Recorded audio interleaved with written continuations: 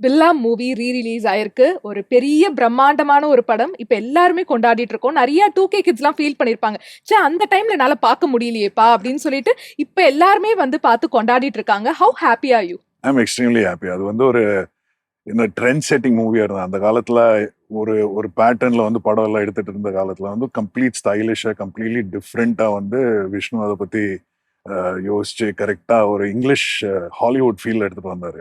அந்த colour tone ஆகட்டும் எல்லாமே. So I was a part of that. அதனால ரொம்ப சந்தோஷமா இருக்கு. ஓகே. அது வந்து உங்களோட இனிஷியல் ஸ்டேஜஸ் ஆஃப் கெரியர் தானே? அந்த டைம் ஆமாங்க, பில்லா ஆமாங்க. மூவி வந்து மஸ்ட் பி எடுத்த மை டைம். 6வது 7வது படம் நான் பண்ணது. ஸோ அது பயங்கர ஒரு டர்னிங் பாயிண்டா இருந்தது. அந்த படத்துக்கு அப்புறம் தான் வந்து நான் அப்படியே அந்த பில்லா படம் பண்ணனால தான் எனக்கு தெலுங்குலயும் வந்து ஒரு என்ட்ரி கிடைச்சது.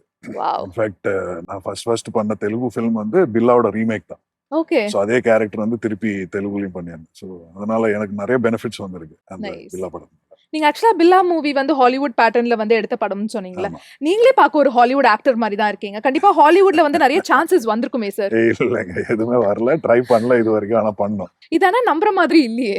கண்டிப்பா வந்து ஒரு அப்ரோச் வந்திருக்குமே. இல்லைங்க, இது வரைக்கும் எனக்கு இங்கிலீஷ் படம் பண்றதுக்காக ஒரு வாய்ப்பு வரல. But okay. Yes, I would love to do it someday.